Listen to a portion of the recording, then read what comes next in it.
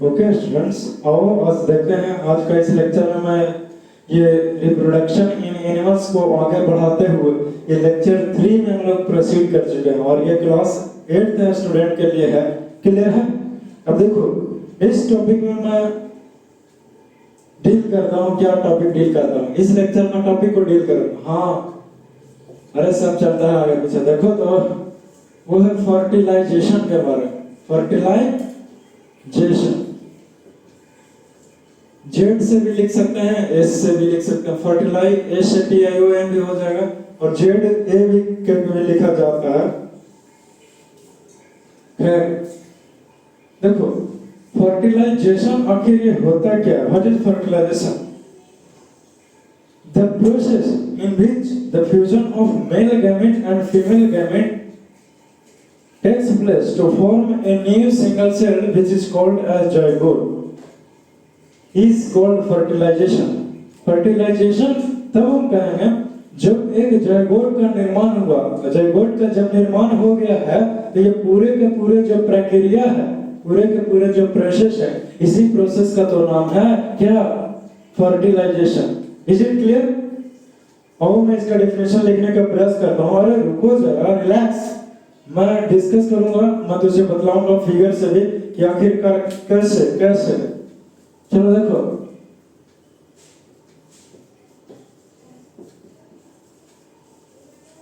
The process in which the male gamete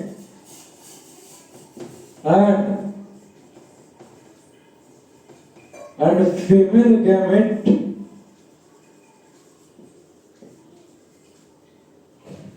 fuses to form a new cell.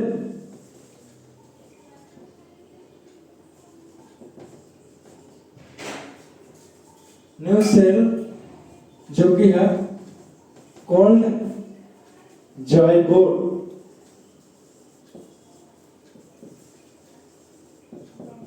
Then this is called fertilization. S से भी लिख सकता है, FARTILISTI, या फिर जेड भी यहाँ पर दे सकता है, कोई दिक्कत नहीं है। सर तुम्हारे बुक में एस दिया हुआ तो ऐसे लिखना। देखो सर, तो zygote और फर्टिलाइजेशन में अंतर क्या हो? अंतर जरा सा नहीं है, पता है क्या? वो है ये है कि जो स्पर्म मिला ओवम से तो फर्टिलाइजेशन नहीं कहेंगे, नहीं कहेंगे। रुको जरा सा, रुको जरा सा, कहेंगे जरा सा तो रुक जाओ। ऐसा है कि जब स्पर्म मिला ओवम से तो एक नया सेल का निर्माण होता है। उस सेल का नाम है zygote और पूरे के पूरे जो ये प्रक्रिया हुआ, पूरे के पूरे ये जो मेहनत किया गया है zygote का डेवलपमेंट के लिए, निर्माण के लिए, उसी प्रोसेस का, प्रक्रिया का तो नाम है fertilisation. Is it clear? Is it clear? या फिर the process in which a fertilized egg is formed, then it is called fertilization। या फिर वैसा कोई प्रक्रिया जिसमें एक fertilized egg का निर्माण होता है, उसे हम लोग क्या कहते हैं? फर्टिलाइजेशन कहते हैं। ये fertilized egg क्या हुआ सर? zygote का ही तो दूसरा नाम है fertilized egg। You know? Is it clear? और जरा सा मैं तुझे फिगर से स्पष्ट करके इसे समझाने का प्रयास करता हूँ। फिगर में आखिर दिया क्या गया है, बतलाया क्या गया है। चलो देखो और समझने का प्रयास करते हैं। प्रयास कर क्या करना कि समझते ही हैं।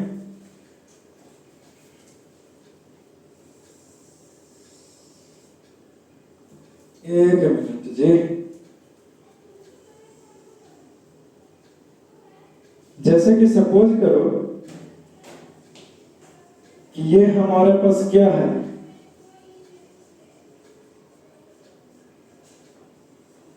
ये पूरे का पूरे जो स्ट्रक्चर है वो कोई एक का स्ट्रक्चर है। फिगर जो है वो है ओवम।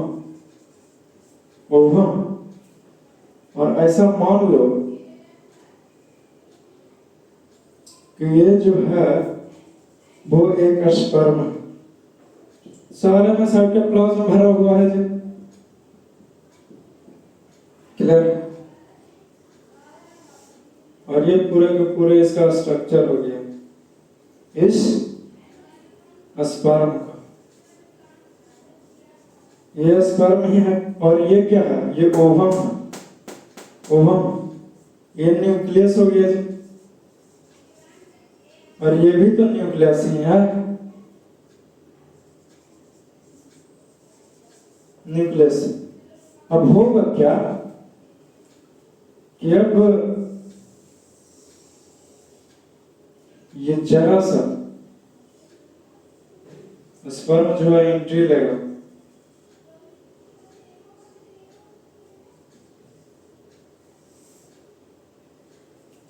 एंट्री लेगा। ये क्या हो रहा है? ये हो रहा स्पर्म एंट्रिंग एग। अब क्या होगा? जो नेक्स्ट स्टेप हमारा है वो कुछ इस प्रकार से है। मैं ऐसे ही इस ओवम को बड़ा करके दिखा रहा हूं, जबकि ये बड़ा नहीं है, वो वैसा का वैसा ही रहेगा। फिगर स्पष्ट हो जाए उसके लिए कर रहा हूं।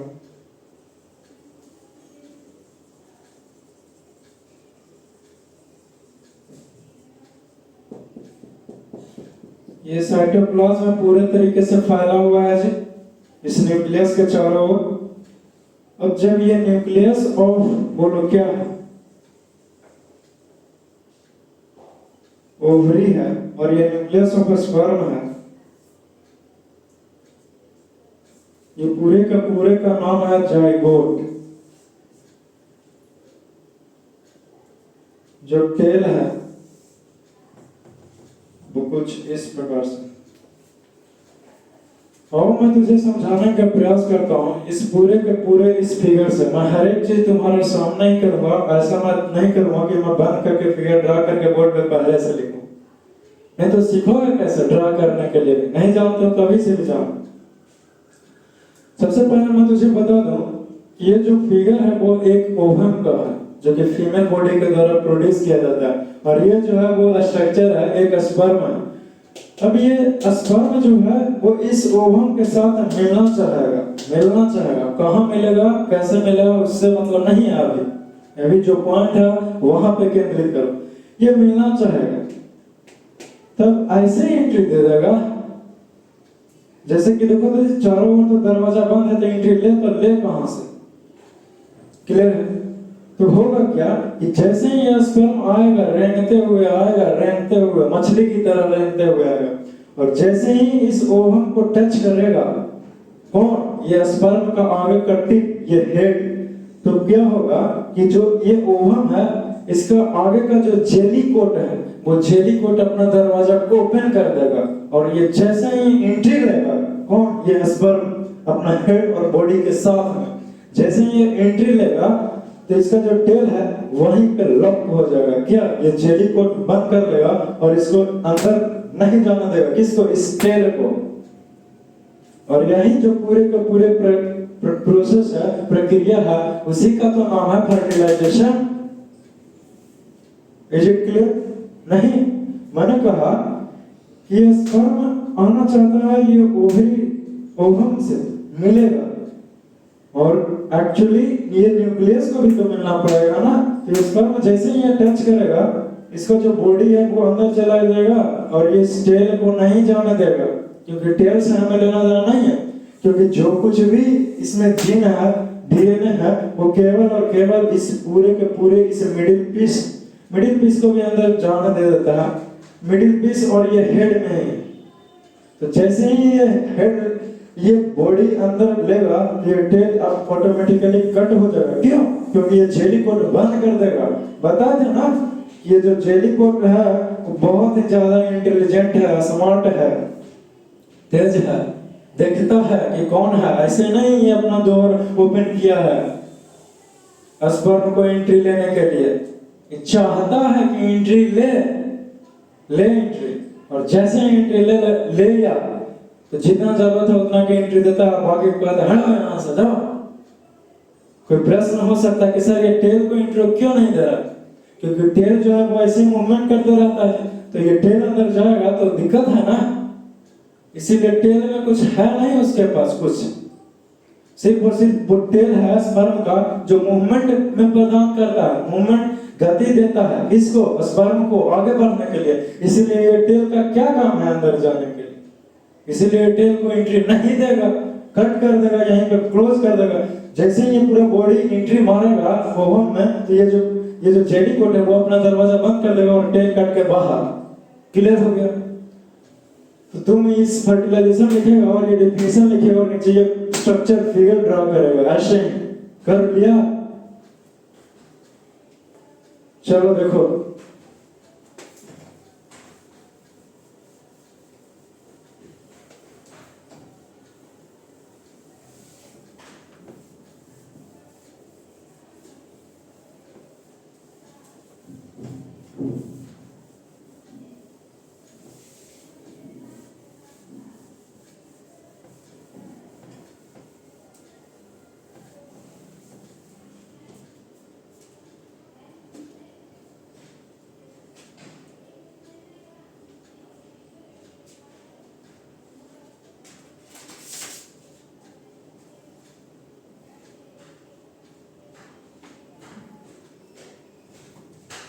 चलो देखो, जो हमारा अब नेक्स्ट टॉपिक है, उस नेक्स्ट टॉपिक का नाम है फर्टिलाइजेशन के बारे में है। फर्टिलाइजेशन तो आपने करवा दिया, लेकिन क्या आप एक बात जानते हैं या फिर एक बात नोटिस कर रहे हैं? क्या सर? यही बोलिए ना, बोलते हैं कि जो फर्टिलाइजेशन होगा उसका भी तो टाइप है, उसका भी प्रकार है। ऐसा नहीं हो सकता कि जो फर्टिलाइजेशन है वो हर एक जानवरों में एक ही तरीके से हो। Is it not necessary? जो फर्टिलाइजेशन ह्यूमन बीइंग्स में होगा वो वहीं बाकी जानवरों में होगा। इसीलिए टाइप्स ऑफ फर्टिलाइजेशन है जो हमारा नेक्स्ट टॉपिक है। बोलो क्या है?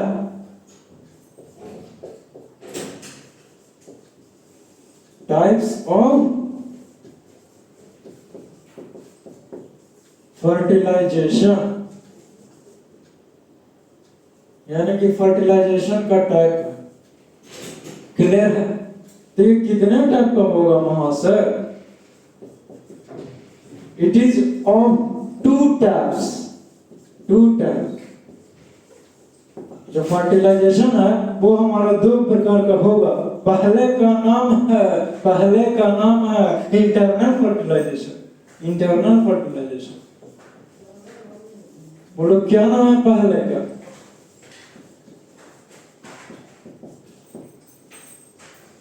Internal fertilization. दूसरे का नाम है बोलो क्या? External fertilisation.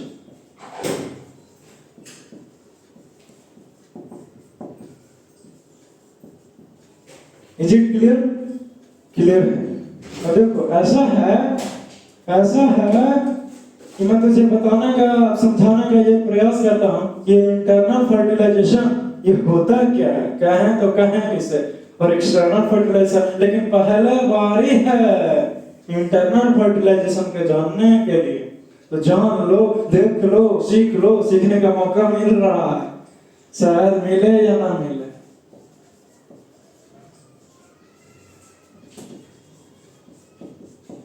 फर्टिलाइजेशन इंटरनल है, वो भी नाम से ही कुछ स्पष्ट हो रहा है जी कि जो कुछ भी होने वाला है वो अंदर ही अंदर होने वाला है, किसी को कुछ भनक नहीं लगने वाला। सही सोच रहे हो तुम? The fertilization which takes place inside the female body is called internal fertilization. जब फर्टिलाइजेशन फीमेल के बॉडी के अंदर हो, कोई भी फीमेल बॉडी है, कोई भी एनिमल्स, चाहे वो शेर ही कहा ना हो, चाहे वो शेरनी कहा ना हो, चाहे वो बिल्ली कहा ना हो, clear?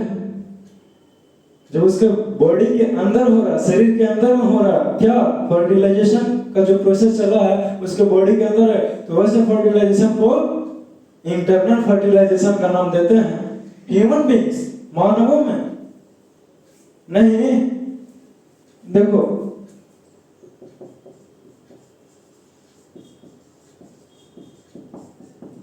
the fertilization which takes place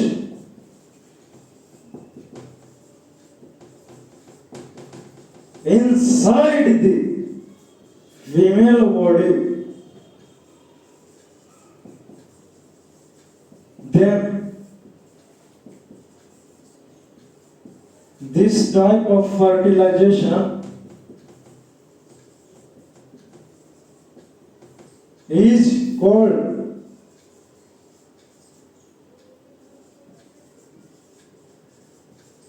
internal fertilization. तब हम लोग कहेंगे सर कि जो हमारा फर्टिलाइजेशन है वो बोलो कैसा इंटरनल है, एग्जांपल दीजिएगा क्या, क्यों नहीं देंगे? Lion, lion, tiger, cat, dog और भी बहुत कुछ है, ह्यूमन बीइंग्स जी है, एक्सेट्रा बहुत सारा एग्जांपल्स हो जाएगा। अब दूसरा टाइप ऑफ फर्टिलाइजेशन आता है, उसका नाम है एक्सटर्नल फर्टिलाइजेशन। बोलो क्या नाम है? External fertilisation. अब हम लोग जानते हैं कि एक्सटर्नल फर्टिलाइजेशन होता है क्या, होता है क्या? क्लियर? ऐसा है स्टूडेंट कि वैसा कोई फर्टिलाइजेशन का प्रक्रिया एक ही है सर, लेकिन फीमेल के बॉडी के अंदर होगा कि बाहर कोई मीडियम में होगा, उसके आधार पर फर्टिलाइजेशन के दो कैटेगरी में हमने डिवाइड किया है। दो कैटेगरी में डिवाइड करके हम लोग पढ़ते हैं। पहले का नाम है इंटरनल फर्टिलाइजेशन, दूसरे का नाम है एक्सटर्नल फर्टिलाइजेशन। इंटरनल नाम से ही स्पष्ट है कि वैसा कोई फर्टिलाइजेशन जो फीमेल के बॉडी के अंदर होता है, तो वैसे फर्टिलाइजेशन को हम लोग नाम देते हैं, जिसका नाम है इंटरनल फर्टिलाइजेशन। दूसरा है वैसा कोई फर्टिलाइजेशन जो फीमेल बॉडी के आउटसाइड हो, बाहरी हो, अंदर में ना हो, तो वैसे फर्टिलाइजेशन को हम लोग नाम देते हैं। बोलो क्या नाम देते हैं? External fertilisation. नाम से ही स्पष्ट है, एक्सटर्नल है, यानी कि जो कुछ भी होने वाला है या फिर जो कुछ भी होगा वो बाहर होगा सर, बाहर की बात है। ये कैसे डायलॉग में है कि अंदर की बात है, ये बाहर की बात है। तो इंटरनल फर्टिलाइजेशन में अंदर की बात है और एक्सटर्नल फर्टिलाइजेशन में बाहर की बात है, यानी कि बाहर कुछ होने वाला है। क्लियर है? यह है तरीका याद करने का। वैसे मेरे पास तो बहुत कुछ है तरीके, ऑफलाइन में हो तो बहुत कुछ बता सकते। क्लियर है सर? हर एक चीज क्लियर ही होना चाहिए सर। क्या लिखे हैं? The fertilisation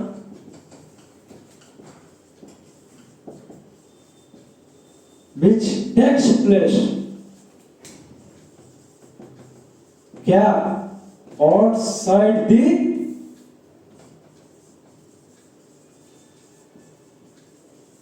female body,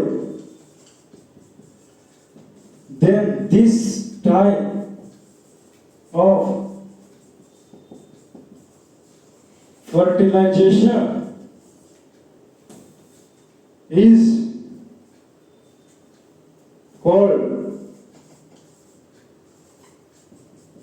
external fertilization। नहीं, एग्जाम्पल दीजिएगा सर, क्यों नहीं? अरे नहीं जी, फ्रॉग एंड फिश और भी बहुत कुछ होता है। दो ही ध्यान में तो दो ही दे रहा हूं। देखो ऐसा है,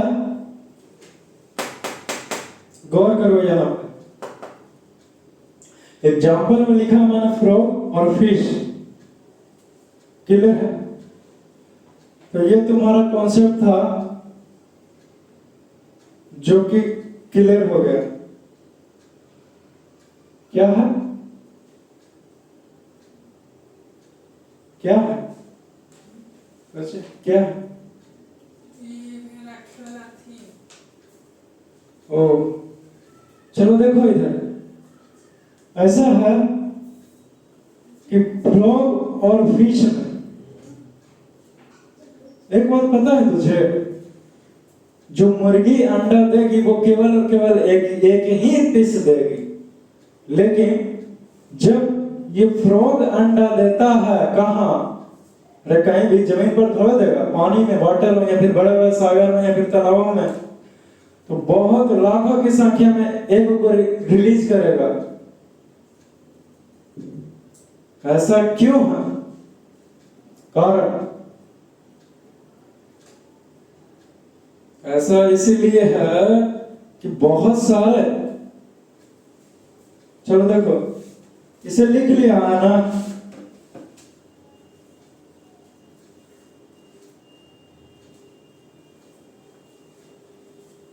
ये देख लिया,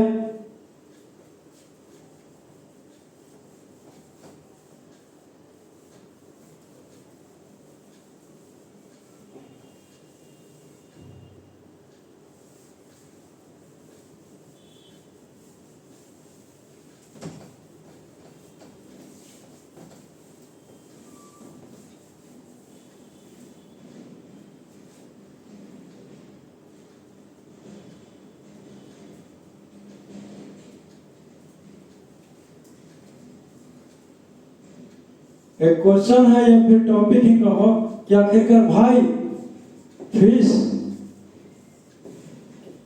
एंड फ्रॉग्स गिव्स 100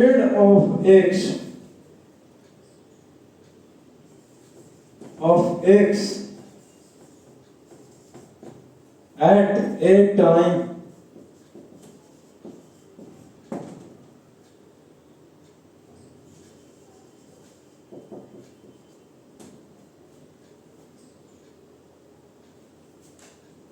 इसका लिख देंगे कि fish and frogs give 100 of eggs at a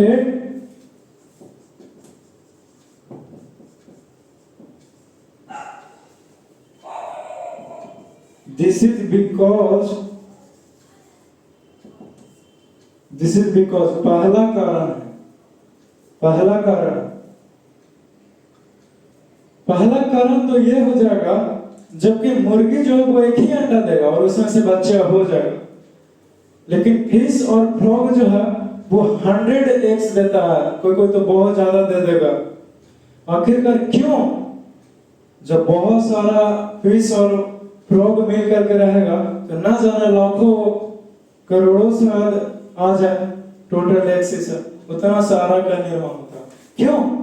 पहला कारण है कि जो एग्स या फिर अंडा दिया गया फिश के द्वारा या फिर किसके द्वारा, फ्रॉग के द्वारा, वो पता है क्या है, क्या है छोटो? पहला कारण है कि बहुत सारे एग्स तो वाटर मॉलिक्यूल्स के द्वारा ही बहा करके लेकर चला जाएगा कहीं और जाना था कहीं और, लेकिन मिलन ही नहीं हो पाया ना, कहीं और लेके चला गया उसे बहा करके। क्लियर? तो पहला तो ऐसे ही मर जाएगा ना, जो बहा करके कहीं और लेके चला गया, कहीं जमीन पर छोड़ दिया, फिर पानी के मूवमेंट से कुछ भी हो गया, तो आधा तो एग्स जो है वो ऐसे ही नष्ट हो गया। दूसरा कारण है जिसका एग्स है, अंडा है, फ्रॉग के द्वारा जो दिया गया है वो तो कुछ एक्वेटिक एनिमल्स के द्वारा ही खा लिया जाएगा, तो कुछ तो ऐसे ही मर जाएगा। तीसरा कारण है जो कुछ भी अगर थोड़ा बहुत एक से बचा उसमें से जो लार्वा निकलेगा एकदम छोटा सा बच्चा जैसा, उसको भी कुछ एनिमल के द्वारा एक्सप्लॉइटेशन हो जाएगा, यानी कि शिकार कर लिया जाएगा, उसे भी खा लिया जाएगा। तो इसीलिए सर पूरा का पूरा इसका जनसंख्या ही नहीं नष्ट हो जाए, पता चले कि फ्रॉग इस दुनिया से है ही नहीं है, भी एक एक्सटिंक्ट स्पीशीज न बन जाए, अरे नहीं जी, यस दे रहा, एक्सटिंक्ट स्पीशीज ना बन जाए उसी के लिए, सिर्फ और सिर्फ इसी कारण से, पता है क्या, यही कि सिर्फ और सिर्फ इसी कारण से जो हमारा ये फ्रॉग है वो बहुत सारा एग देता है सर। Is it clear? तो मैं ये तीनों का तीनों जो कारण बतला हूं मैं उसे लिख दूं, क्योंकि सिर्फ और सिर्फ बोलने में, और आप याद रखें ऐसा करिश्मा कर देगा सुन करके, ना ना, हमको पता था कि ऐसा करिश्मा तो नहीं करेगा, लेकिन कर देना, कर देना। क्लियर है? क्लियर है ना? तो पहला है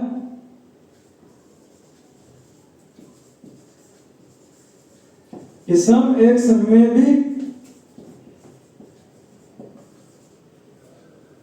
may be carried out by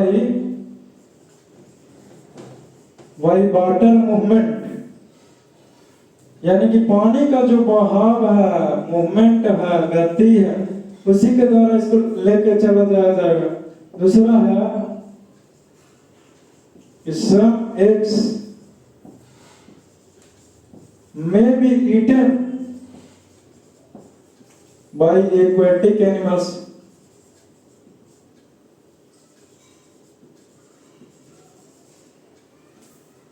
तीसरा है कि some hatched or larva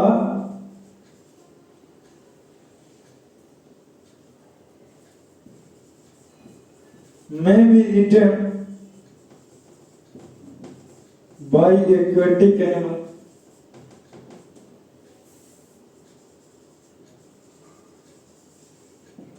aquatic animals, ये दोनों पॉइंट में अंतर है सर। इसका एक कोई खा ले रहा है, और ये तीसरे कारण में है कि जैसे ही बच्चा बाहर आ रहा है, एक लार्वा जैसा हो रहा है, सूक्ष्म जैसा, उसको भी निकाल जा रहा है एक्वेटिक एनिमल्स। तो इस प्रकार से तो इसका जनसंख्या खत्म हो जाएगा, मार ही डालिएगा इसे। अरे मारना नहीं है, उसे भी जीने दो। नहीं, कैसे कहते हो कि सबको शिक्षा सबका ज्ञान, उसी प्रकार से कोई भी हो, जीवन इज जस्ट लाइक ए अनमोल रत्न। मैं अनमोल रत्न भी क्यों कह रहा हूं, बल्कि इससे भी बढ़ के है। I have no words to explain कि हाउ लाइफ इज प्रीशियस, कि हमारा जीवन जो है वो कितना ज्यादा महत्वपूर्ण है। क्लियर है? तुम इंसान हो इसीलिए समझते हो कि मेरे सामने कोई टिक ही नहीं सकता। उसी प्रकार से फ्रॉग भी तो सोचता होगा कि मेरे सामने भी तो कोई नहीं टिक सकता है। Is it clear? नहीं है? खैर एनीवेज, तो इस प्रकार से इसका जो फ्रॉग का या फिर फिश का जो जनसंख्या है वो बना रहे सर, बरकरार रहे, इसीलिए ये बहुत सारे एग्स का निर्माण करती है, देती है। कौन? फ्रॉग और फिश, और भी बहुत सारा होगा एक्वेटिक एनिमल्स जो ऐसा करिश्मा करता है। खैर, एक का जान लिए तो सारे का जान लिए नहीं। उतना टाइम है कि हर एक को जानते चलेंगे, हर एक को देखते ही चलेंगे, हर एक को छापते ही चलेंगे। क्या जी? जब फ्रॉग के बारे में जान लिए कैसे ऐसा होगा, तो जाहिर सी बात है ऑटोमेटिकली किसके बारे में जान लिए? फिश के बारे में भी जान लिए लगले हम, है ना? अब देखो, मैं नेक्स्ट टॉपिक की ओर मूव करता हूं। नेक्स्ट टॉपिक,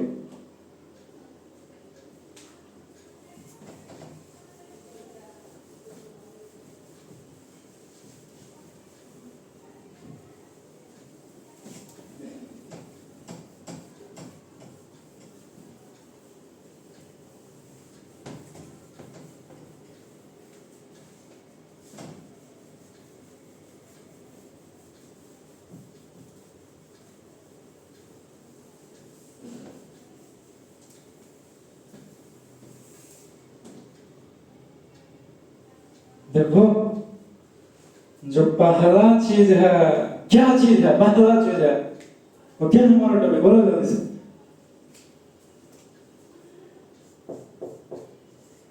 अब आता है कि सेक्सुअल रिप्रोडक्शन।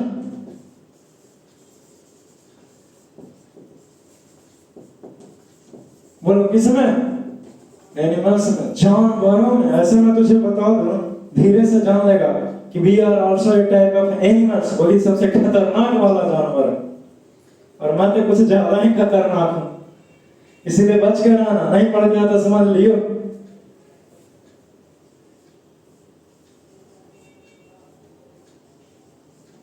क्लियर है? तो लिख देंगे कि flowing are the steps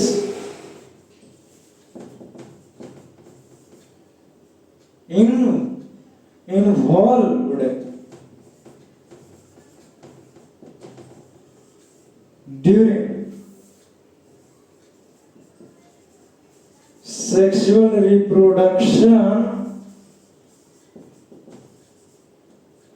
in animals, जानवरों में सेक्सुअल रिप्रोडक्शन के समय में कुछ निम्नलिखित स्टेप्स है जो कि इन्वॉल्व है।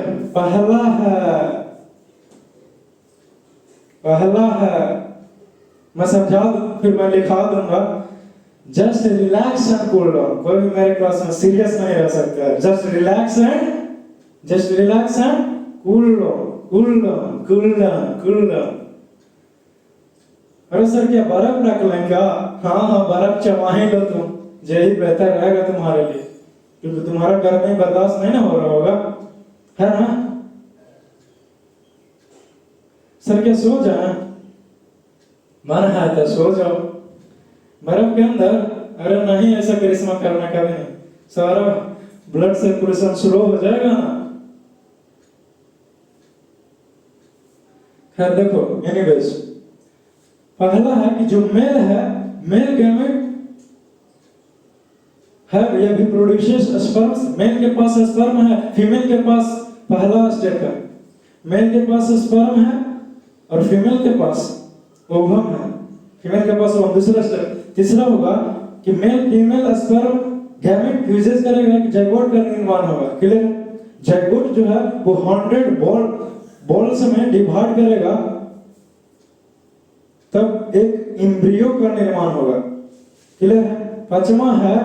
पांचवा स्टेप है कि एम्ब्रियो जो है वो खाएगा पिएगा, एनर्जी लेवल बड़ा होगा, पता है क्या बनेगा? फ्यूटस का निर्माण होगा। फ्यूटस, जब फ्यूटस बनता है महिला का गर्भ में, तब पता चलता है कि कुछ तो है, बच्चा तो होने ही वाला है।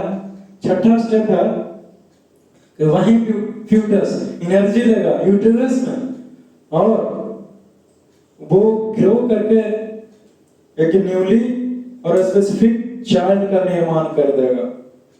और इसी प्रकार से ये सारे का सारा स्टेप क्लियर हुआ सर। यही स्टेप है, यही जर्नी है बच्चे को जन्म देने तक का सफर। लेकिन इतना से भी क्लियर नहीं होगा, मैं और आगे पढ़ाने वाला हूँ, हर एक चीज डिटेल में लाने वाले हैं आपको मैं। Just relax and cool down. चलो देखो,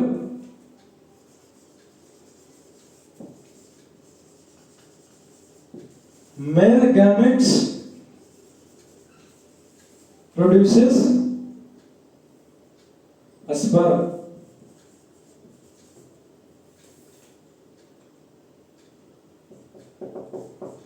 दूसरा है फीमेल गैमेट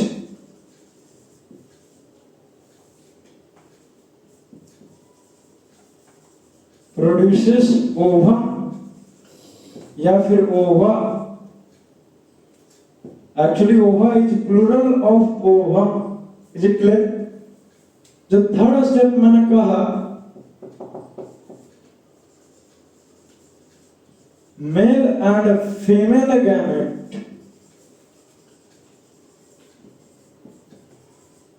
फ्यूजेस या फिर मीट to form a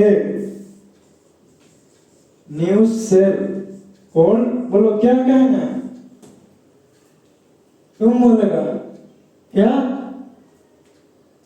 ओ ठीक है, बट कॉल्ड जाइगोट। जाइगोट कहें, कई बार बताए हुए हैं जी। अब यही जाइगोट क्या करता है? देखो,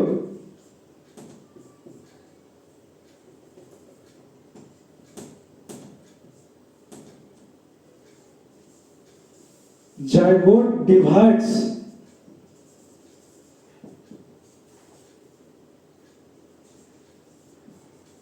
to form 100 of walls like a structure. WALL नहीं है, वॉल माना दीवार नहीं, वॉल मीन्स गेंद।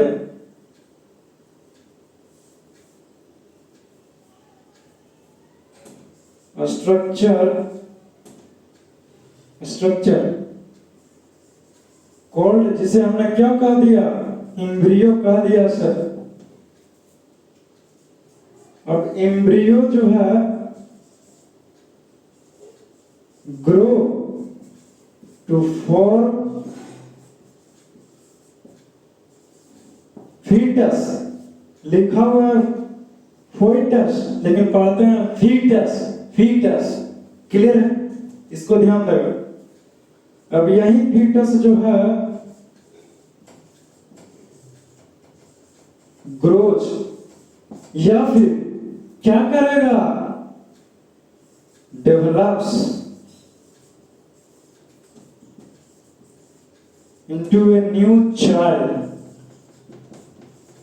या फिर बेबी, बच्चा, जो भी कह दो, चाइल्ड। और यही तुम्हारा जो प्रक्रिया है, प्रोसेस है, वो कंप्लीट हुआ सर, कंप्लीट हुआ सर, मार्कर के नोक से कंप्लीट हुआ सर। तो क्लियर है जी, है ना? इतने सारा स्टेप्स हुआ, इतना सारा प्रक्रिया चला, इतने सारा स्टेप्स होता है। ये बच्चा का निर्माण से पहले का है और ये बाद में है, उसके बाद। क्लियर है? तो यकीन है कि आप हर एक चीज समझ पा रहे होंगे, सीख पा रहे होंगे। अगर समझ में आ रहा है तो पता है क्या करना है। खैर मुझे नहीं बोलना, तो बहुत बहुत शुक्रिया आप सभी को यहाँ तक जुड़े रहने के लिए, बने रहने के लिए। जुड़े रहिए, बने रहिए, मुस्कुराते रहिए। मैं आपके लिए और भी नेक्स्ट चीजें लेके आने वाला हूँ। तब तक के लिए मिलते हैं कोई नेक्स्ट लेक्चर में।